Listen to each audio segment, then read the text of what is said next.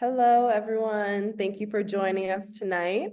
I'm just going to wait a few more moments to let everyone into the waiting room, to let everyone in from the waiting room and to let everyone connect to their audio. While we're waiting for more folks to join us and to connect to their audio, please feel free to drop into the chat where you're joining us from and why you're joining us tonight on the topic of loan forgiveness.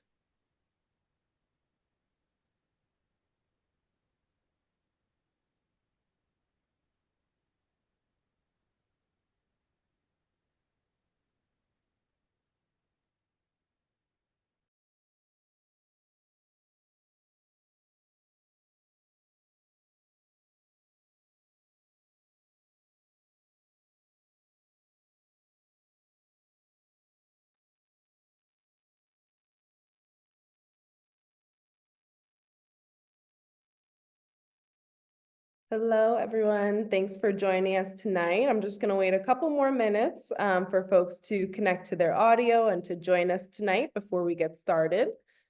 While we're waiting, please feel free to drop into the chat where you're joining us from and why you're interested in joining us to discuss some loan forgiveness tonight.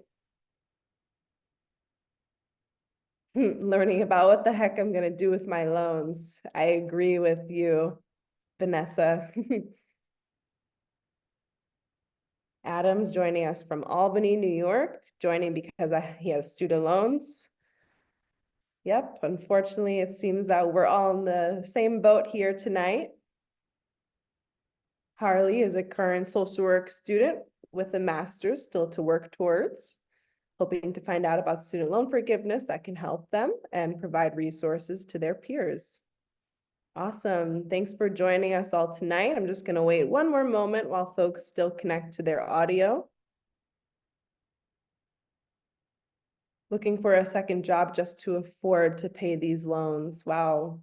Unfortunately, that is all too common within our profession. So that's why we are taking the steps to address loan forgiveness and to ultimately provide loan forgiveness for all New Yorkers, regardless of how long you've been in the profession or where you work.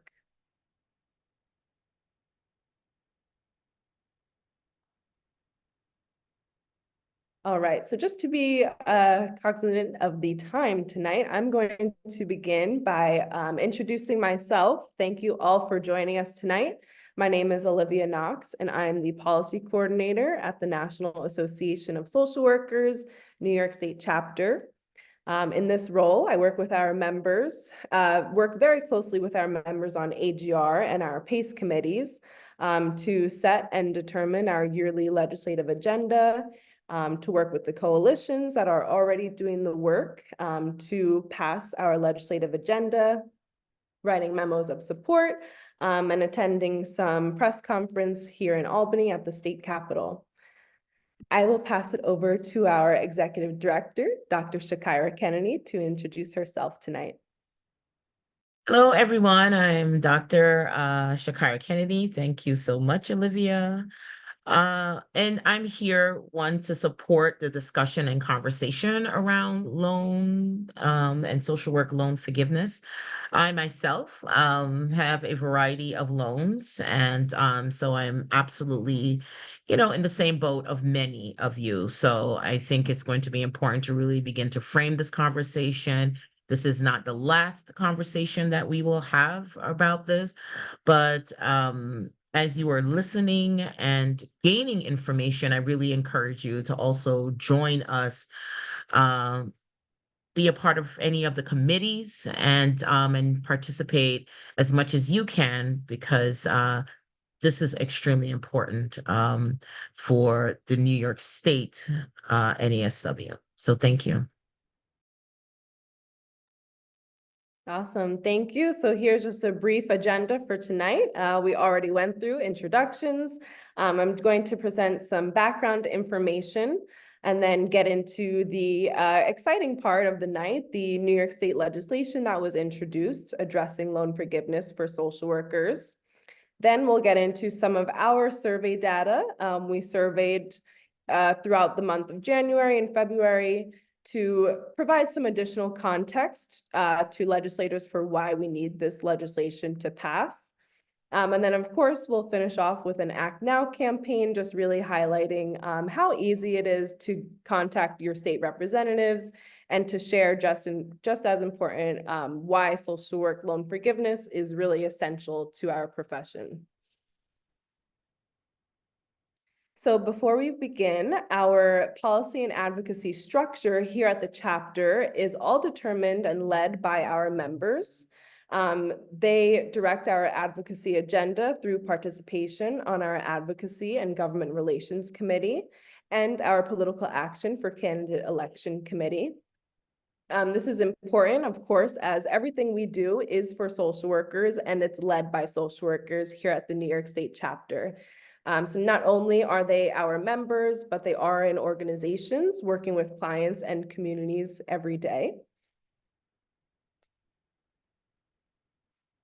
As we all know, of course, advocacy is an integral part of the social work practice that seeks to promote social change, to empower our clients, and ensure that our voices are heard. So AGR is a way for our members to take the lead on our chapter's advocacy and policy work. The committee is tasked with creating and executing our yearly legislative agenda for our chapter. After AGR votes and decides on the policy priorities, our board of directors provides a final vote on the legislative agenda. This year, our board of directors is composed of around 15 members, ranging from rural areas to downstate, working with all different populations and demographics throughout the state. So this year, our AGR committee and our board of directors voted to support a pretty expansive legislative agenda compared to years prior. So the first top two are our chapter-led priorities of social work salaries and addressing social work loan forgiveness. And then we get into already existing legislation, which includes the Social Work Workforce Act, a bill to increase the student to social worker ratio, a bill to restore home care access under Medicaid, a bill to increase the paid family leave benefits for New Yorkers, a bill to prohibit evictions without good cause, and finally, legislation to end predatory court fees. This is important as all of these issues impact our social workers in both their professional and personal lives. So on our policy website, which is nasw.org/policy, we have all of the links on our website, including our memos of support, which really serve as the background information or the argument for why we are advocating for these issues at hand. And our legislative priorities are issues that impact and intersect with all social workers. But beyond these set of priorities, we do participate in coalitions, partner with organizations, and also provide direct comments and recommendations on various issues and bills in line with the values of social work. So getting into specifically our loan forgiveness priority. So loan forgiveness has been a chapter-led priority for 2 years now. There is an existing licensed social worker loan forgiveness program that's screen shared right now. This is offered through the state. However, our staff has heard from many members that they applied to this program and haven't received a response back. So the New York State Licensed Social Worker Loan Forgiveness Program is a valuable initiative designed to bolster the number of licensed social workers serving in crucial human service sectors. The program targets areas of critical need, including home care, health, mental health, substance use, aging, HIV/AIDS, and child welfare or communities with multilingual needs. The program was first introduced in the state's budget in 2014. At this program's inception, the state's budget allocated around $1.2 million to the Higher Education Services Corporation for the social work loan forgiveness program. A year later, the program was funded at around 1.4 million. And in 2016 and every year since, the program has been funded at $1.7 million. So the program has only increased by around $500,000, and it hasn't received additional funding since 2016, nearly 8 years ago by now. Each year, our members apply for this program and never receive a response upon submitting their applications. We've inquired about where the funds are being spent, but unfortunately, we haven't had much success in communicating with Higher Education Services Corporation. So as we all know, if loan forgiveness subsidies aren't available for our social workers, they will ultimately leave the profession for a profession that they are highly compensated for their time and skills spent into the profession. So advocating for increased funding for loan forgiveness incentives is really a crucial step to addressing the growing demand for our mental health providers throughout the state. The heightened need for mental health services really underscores the importance of supporting and incentivizing professionals in the field. You can go to the next slide. Thank you so much. So as to address the loan forgiveness program that isn't really as responsive as our social work community needs, our chapter, in collaboration with Assemblymember Gunther and Senator May's office, have taken proactive steps to addressing the mental health crisis in our state. The introduction of legislation, specifically New York State Assembly Bill A8375 and New York Senate Bill S8218, demonstrates a commitment to incentivizing the social work profession and targeting underserved and rural communities. Our chapter, NASW New York State, strongly supports Assembly Bill 8375 and Senate Bill 8218, which would provide loan forgiveness awards for social workers who commit to work in counties with less than 200,000 population or towns that have a population of less than 150 persons per square mile for the duration of the award. I just want to preface by saying this proposal, it really is not a one-size-fits-all. All social workers will not qualify for this program. It really targets new social work graduates as a way to incentivize the social work profession for folks who might be interested in mental health but are kind of weighing out the similar professions. This would be an incentive to put social work above the other professions and try to get more social workers in these areas serving our communities for at least a commitment of 2 years.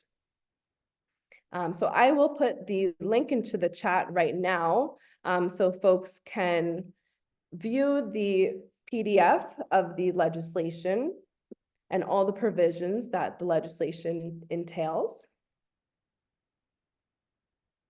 But it is right now, so as I mentioned, we worked with Assemblymember Eileen Gunther's office, but it does have additional co-sponsors in both the Senate and the Assembly, which is great news. In the Assembly, it's co-sponsored by Assemblymember Sarah Clark and Assemblymember Angelo Santa Barbara, and it's housed in the Assembly Higher Education Committee. On the Senate side, it's sponsored by Senator Rachel May, and it's co-sponsored by Senator Samra Brook and Senator Robert Jackson. And also it is housed in the Senate Higher Education Committee. So in both houses, it's stuck right now in the Higher Education Committee. And that's where we can use your help, contacting your representatives, getting their eyes and ears on this issue so that they really can't ignore our social work cloud of voices, our thunder of voices that are reaching out to them to get them to support and co-sponsor this legislation.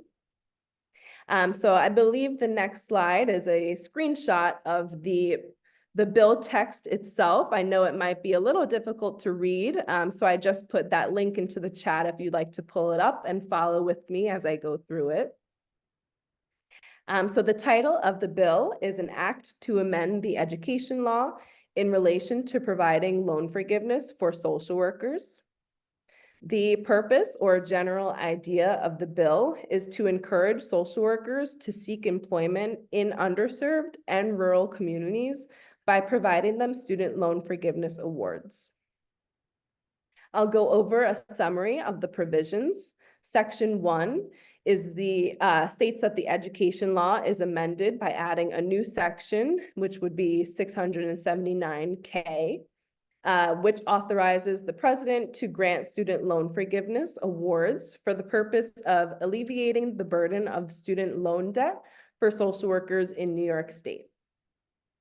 Section 2, which is about halfway down, it starts at eligibility. This establishes eligibility and identifies the communities where the program will be in effect. And then section 3, which was cut off on the screenshot, but if you're viewing the link I put into the chat, it's just the bottom line that establishes that the awards will be based on the availability of funds. So some justification for this legislation. As we know, social workers support countless individuals, offering assistance in hospitals, public clinics, and various community settings. Amid a tight labor market affecting nearly every occupation, the shortage of social workers, has emerged as a pressing issue. There are thousands of social worker job openings going unfulfilled, especially in the 44 counties in the state that have populations of less than 200,000 residents, and in the 71 towns in non-rural communities where the population densities are less than 150 persons per square mile. To encourage graduates of approved New York State colleges and universities to commit to practice in these underserved communities, the Social Worker Student Loan Incentive Program will grant student loan forgiveness awards. So this is a new bill. It does not have any prior legislative history. And the fiscal implications for state and local governments is to be determined. Right now, the Assembly and the Senate, they're debating their budgets. We really tried to get it in at least one House budget bill, but we will see if there is a fiscal impact that the state will identify. And the effective date, this act shall take effect on the 19th day after it shall become law. I'm not too sure why it's the 19th day, but that's when the bill drafting committee proposed for it to enact. So also I just wanted to highlight that while our chapter was involved in creating the proposals and the drafts for this legislation, we do have to work within the systems that were granted. So it's not word for word our proposal, but it is a first step to eventually providing loan forgiveness for all New York State social workers. So please don't feel discouraged if you're looking at this and you're saying, I'm not in one of those 44 counties or one of those 71 towns. We are not forgetting about you. Trust me, this is just the first step. And really, this is a great first step, to have this introduced in New York State legislation. It makes it easier to build off of the proposal, in years coming to really address loan forgiveness for all New York State social workers. So I just wanted to throw that out there. We completely understand and hear the concerns that, this proposal might not address a large proportion of our social workers this year, but we are only building off of this to create better proposals for years to come.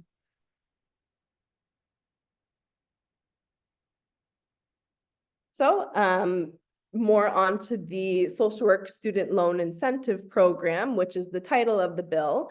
It's a worthy initiative that addresses the critical shortage of social workers, particularly in underserved communities. The program directly responds to the critical shortage of social workers, which, as we all know, has become a pressing issue in the current labor market. Two, thousands of unfilled social worker job openings are within the 44 counties with populations under 200,000 and the 71 towns in non-rural communities with the population densities below 150 persons per square mile. Three, the potential positive impact on communities and the economy, including job creation, improved social services, and the overall enhancement of quality of life in underserved regions cannot be understated. And finally, the program encourages a commitment from graduates to practice in underserved communities, which eventually creates a long-term solution to address the social workforce shortage right now. So to provide context and a little bit more background as to why this loan forgiveness program is very overdue, we created a survey to seek information from our social workers that have debt, including where they work, how long they've been in practice, their current total loans, and a little bit about themselves, their demographics, their race, the location. And then ultimately, we left it open for additional comments to see what themes came out of that data. And this was only conducted for just under a month, and we only received 209 responses. So it really doesn't speak to the overall state, but it really is just a glimpse into some preliminary findings. And we really can build off of this by producing more surveys that get a little bit more into detail about, what we're seeing through these preliminary findings. So I'm just going to show some of the top themes and data that I've seen throughout analyzing this the past couple of weeks. Almost $400,000 was the highest amount of student loan debt that professionals still currently have. 127 out of the 209 responses have $60,000 or more in debt, which is just about 61% of respondents. And just again, this is just 209 responses, so it really doesn't speak to the overall state, but they are really great key findings right now. 101 out of 209 have $80,000 or more in debt, which is just about 48% of respondents. 79 out of 209 have $100,000 or more in debt, which is about 38% of respondents. And then 53 out of 209 have $120,000 or more in debt, which is 25% of the respondents we received.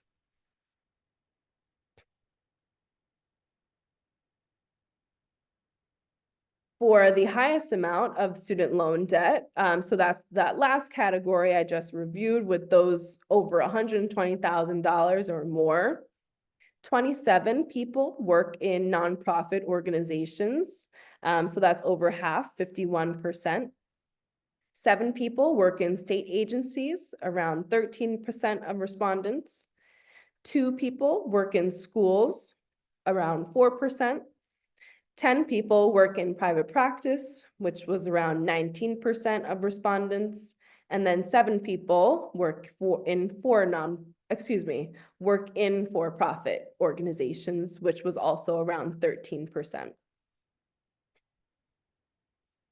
And of those 27 people with the highest amount of loan debt who are working in nonprofit organizations, I broke it down by racial demographics. 14 people identify as Caucasian or white, which is just about 52% of respondents. 7 people identify as African American or Black, which is around 26% of respondents. 5 people identify as Hispanic or Latinx, which was around 19% of the respondents. And then 1 person preferred not to disclose, which made up around 3% of that respondent pool. Of the top 10 individuals who have the longest postgraduate work experience, so those working over 20 years in the profession, they still have debt from their educational program. One respondent has worked for 23 years post-grad and currently has 220,000 in debt. An individual who has worked for 24 years post-grad has over $135,000 in debt. And lastly, an individual with 18 years of post-grad work has $140,000 in debt. So a main reason for this is due to the low base salaries that social workers are offered throughout the state. Dating back to 2022, our chapter released a salary analysis report. And this really highlighted that social workers' salaries are in the range of $40,000 to $70,000. And we saw that this range was consistent with the average salary range for social workers throughout the United States, which was around 50,000 in May of 2021. In our survey, 34% of social workers reported that they are at the same salary as when they began their current job, which on average was between 1 to 5 years ago. So after gaining experience in the fields, 55% of social workers from the study remained in that $40,000 to $70,000 pay range. This pay range does not represent an adequate range for a master level professional with years of experience in the field. Master level social workers accumulate a high level of debt from their social work education, which is often in addition to other educational debt, such as a bachelor's degree or from that program. So despite the increased demand and pressures for social workers throughout the state, over recent years, our compensation has remained static. If social workers are graduating with over $100,000 in student loan debt and not receiving regular salary adjustments, social workers are stuck in an endless debt cycle.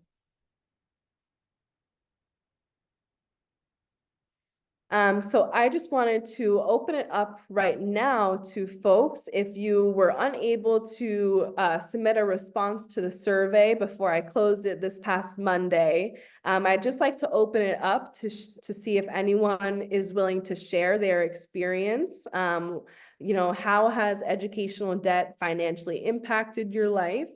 Or speaking to the potential loan forgiveness, how would loan forgiveness align with your career goals, concerning your clients and the communities you serve?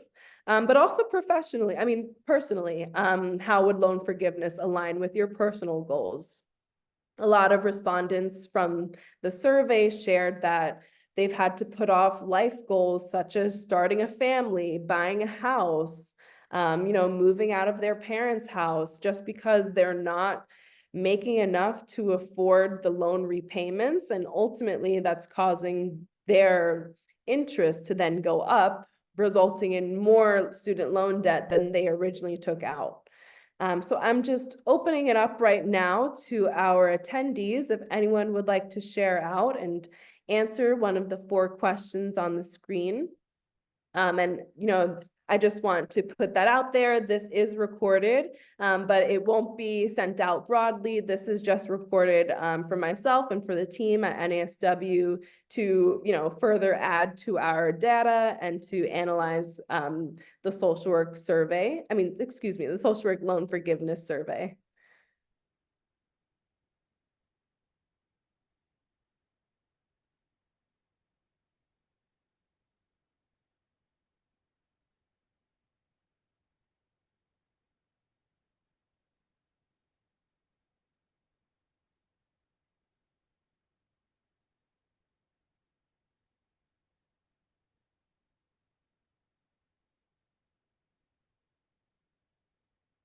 I know I also just talked a lot. I don't know if anyone has any questions about the legislation or any of the survey results that I've shared.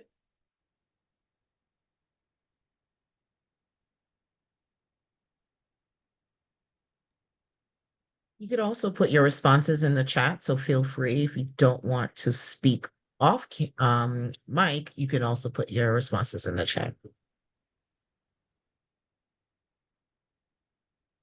I can chime in really briefly. I feel particularly strong about in-home or home-based social work, which I think is traditionally much uncompensated compared to services. So I think I've been always going back and forth between like not wanting to sacrifice what my social work passions are and where I want to be, but then also how to financially sustain life, which is expensive.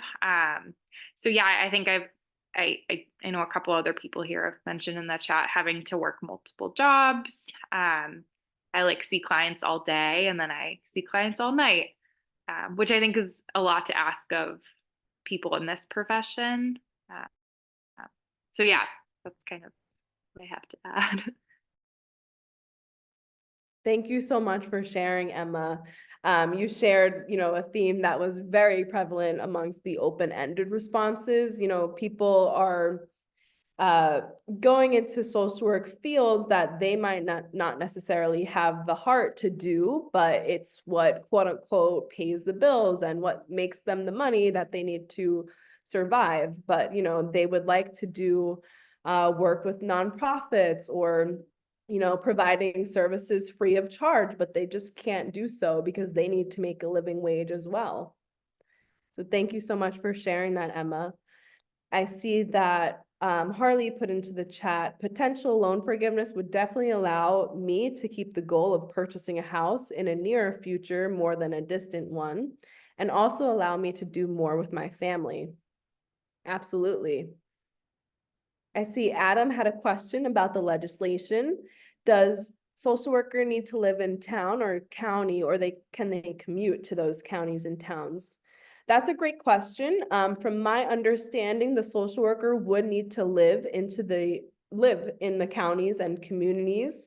But I can double check and get back to you just to make sure that I'm relaying correct information. But that's a great question, Adam. Thank you.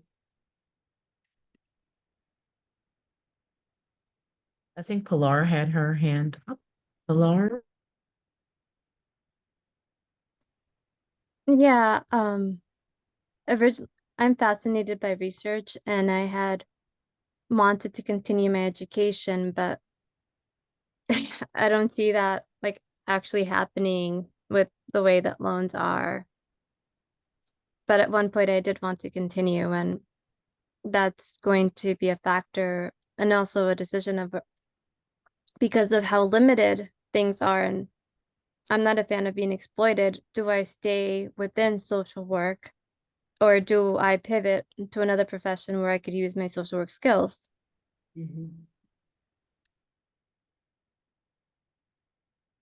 Absolutely. Thank you, Pilar, so much for sharing.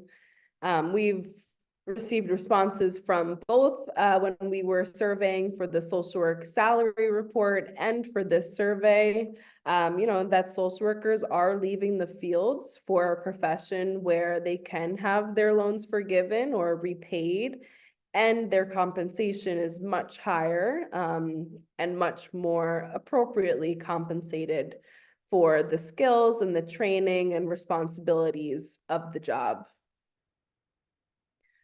Unfortunately, it's something we are hearing all too commonly here.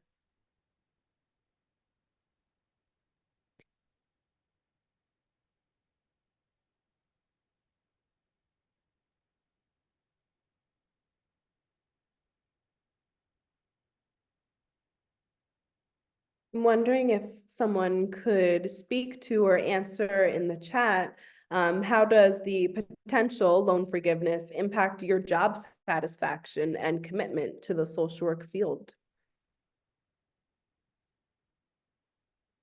Would that change your commitment to our profession if you were to receive loan forgiveness awards?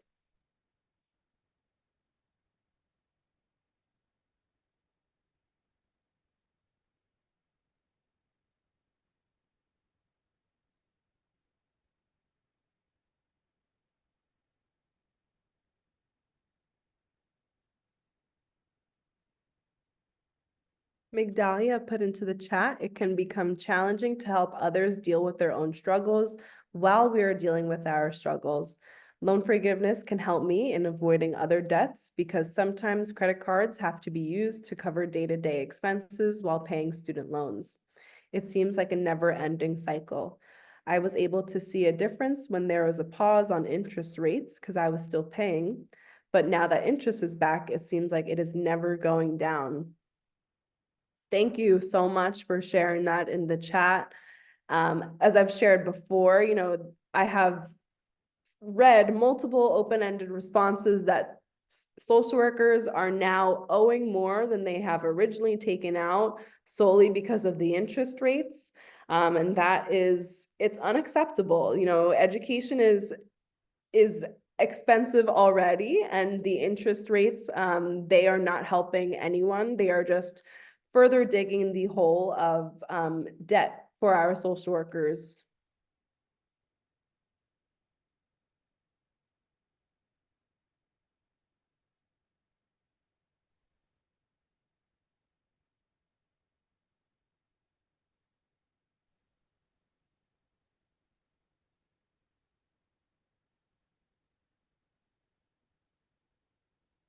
I know Pilar spoke on it a little bit, but I'm looking to see if anyone else agrees, if social work loan forgiveness would impact your ability to pursue further education or training, going on to receive a doctorate degree or another master's, whatever the further education component may be.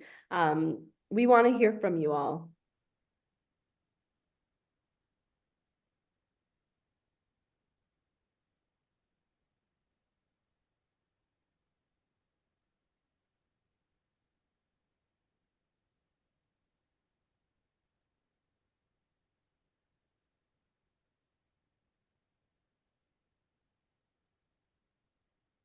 Please feel free to put a response into the chat. We would love to have you share out with us, but I know it can be a little intimidating when you see the meeting's recording. I just want to highlight, we are not looking to distribute this wide. It's just for our personal records, just so I can, further add to the data that I've received from the report, from the survey.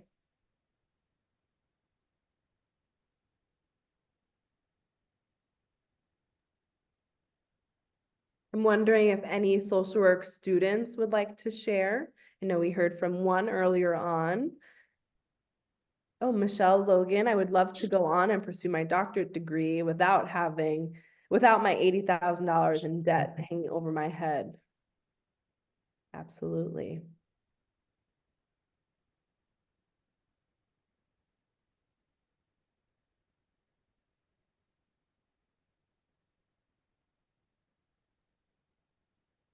And Michelle, I don't mean to put you on the spot, but if you're comfortable, if you could share how many years post-grad you've been in the social work profession?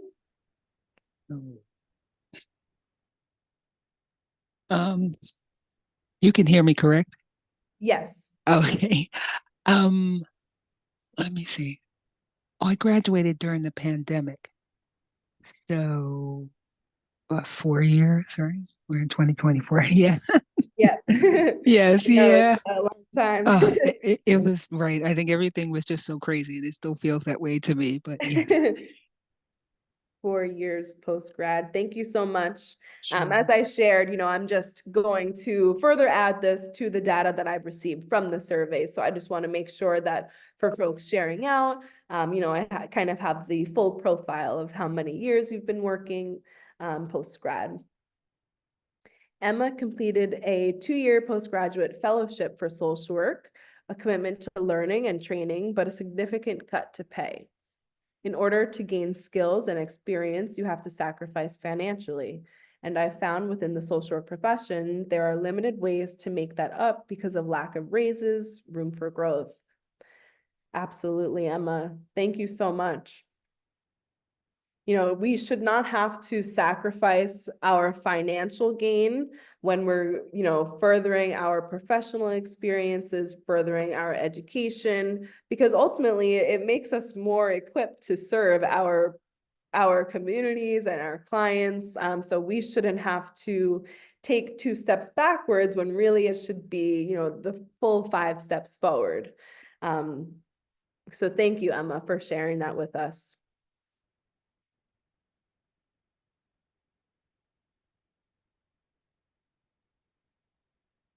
I just want to say, as you're thinking about these questions, the conversation tonight, the information that you've received, please also think about using your voice to be a part of our policy committees. You know, we cannot do this work without you. Many of you have such rich experiences. We need your voices. The legislators that we are working with, they also need to hear your stories. So this is a critical time to join the association and be a part of the committees, especially our policy committee.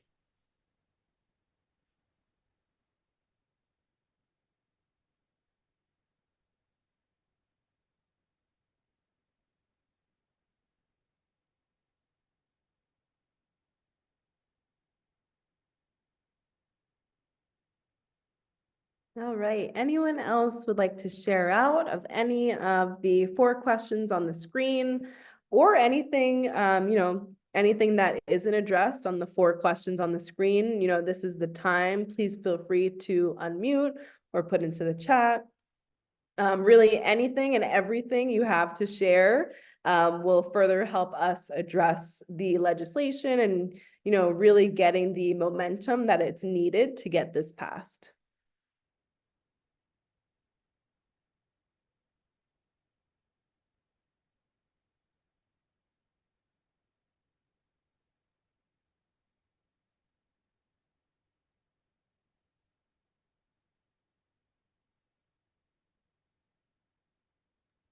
I know that there are some people who might not agree with this bill because it only helps a few, but I also want to remind everyone that we need to start somewhere. Yeah. And this is how things need to happen, unfortunately, because of how things are. But any bill can be modified later to include more people. If we don't have the support that we need initially, we won't even get there. Absolutely. Thank you so much, Pilar. I agree, and I'm echoing everything you just shared. You took the words right out of my mouth. So thank you for that. I see Emma put a question into the chat. Can you tell us a little more about joining the committees to support? Absolutely. So AGR is the chapter's, I'll call it the chapter's main policy committee. AGR stands for our Advocacy and Government Relations Committee. Pilar is an outstanding member on our AGR committee for the past 2 years now.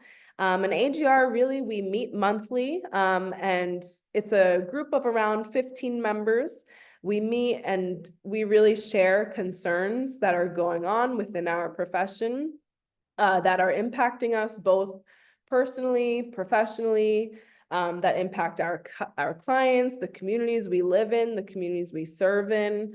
And my role as the chapter staff is to kind of do the background digging in terms of if there's any legislation that already addresses the concerns that our members on that committee are relaying to me. Or like this past year, I spent the summer drafting several loan forgiveness proposals and knocking on several doors, calling several representatives to get it introduced. So this proposal is a chapter-led proposal. It's not word for word exactly my drafts, but you know, we're working within the bill drafting committees and they take it and put their final touches on it. But you know, I was able to do that because AGR set it as a chapter-led priority for the past 2 years. So social work loan forgiveness and social work salaries are both the top two issues that our members really want to address legislatively. But in addition to those two priorities, we did vote on a pretty expansive legislative agenda this year. I'm very proud of it. We are covering not only the quote unquote social work priorities and social work issues that impact us as a profession, but also just the general social justice, racial justice, the well-being of our communities and clients throughout the state. So if you go into our policy website that I just put into the chat a few minutes ago, you'll be able to see our full legislative agenda, all of our memos of support, the coalitions that we're a part of, the organizations that we've joined, and some of our resources, our chapter created resources. But AGR definitely is the top committee to get involved in. If you have any sort of feeling towards policy, we need you, we want you on this committee, whether it's something that you see it and you are like, oh yeah, I support that. Or if you don't agree with something that we are supporting, your voice is needed on the committee to voice those concerns and to share your reasoning why you don't necessarily agree with it. So, you know, if you're looking at our current agenda and you may not necessarily agree with it, we still need you. We need both sides of the aisle. It goes to, you know, for our legislation, we need both sides, Democrats and Republicans, to get on board, just like our membership. We need all hands on deck. It really is to advance our social work profession. So we need everyone's feedback. You know, we're not in every field. Our staff here, unfortunately, we don't cover every field of social work. So really that's why our members set and determine our yearly legislative agenda, because they are the ones that are working with the clients and in the communities, you know, on the ground running with them. So AGR is our top committee to get involved in if you have any say for our legislative agenda. But also we have PACE, which is our Political Action for Candidate Election Committee. And Pilar is also an amazing member on that committee. So you can join as many committees as you like to get as involved as your schedule allows for. But our PACE committee really deals with endorsements of political candidates. So 2024 is a big political year coming up. So we will be endorsing candidates that value social workers, that represent our NASW Code of Ethics, and that really commit to staffing a social worker or supporting our legislative agenda. Right now, our endorsement questionnaire, it really portrays our legislative agenda to ensure that we are only supporting candidates that vow to support social work, social workers in their office as a profession. So those are our two committees. But as always, please feel free to email me if you have any questions about anything or how to get involved. We do a yearly turnover of our committees around June going into July. So you might see some advertising from us to join one of our committees. But if you don't, you can also email our info account, which I'll put into the chat as well. And we'll get back to you as soon as possible.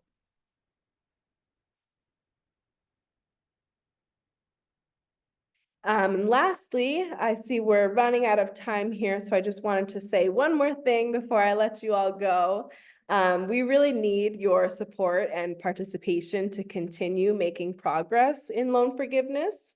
Social work loan forgiveness help address workforce shortages, improve access to services in underserved areas, promote public service values, reduce financial barriers to education, support the retention of experienced professionals, and enhance overall job satisfaction within the social work profession. So we are collecting information and testimonials from social workers in need of loan forgiveness to expand our legislation and to continue to gain support from legislative officials. So we really need all social workers contacting their representatives. On the following slide is a link to our Loan Forgiveness Act Now, but it is also linked on our general Act Now page. I've created several Act Nows for our legislative agenda, and they only take about a minute to complete. So within the next 10 minutes, you can go onto our website and complete all of our Act Nows, and that would be super beneficial, and we would greatly appreciate that. I do just want to highlight there is a box in the corner to add your personalized message. So when you click on that, it'll be pre-populated with the message that I input, kind of our background and reasoning why we need the legislators on board.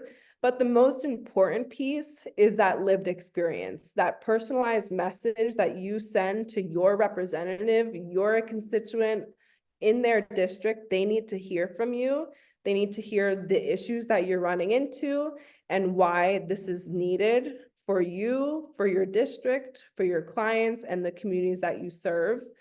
So if there's one thing that you leave here tonight, please, please, please submit an act now for loan forgiveness, including your personalized lived experience on how this will impact you, and send it to a friend.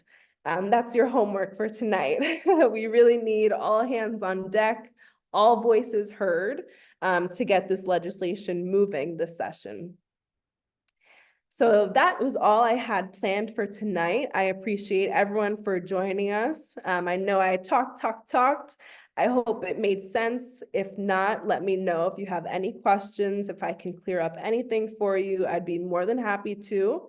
My contact information is on the screen right now. Please feel free to call me during the hours of 9 to 5 or shoot me an email anytime and I'll get back to you as soon as possible.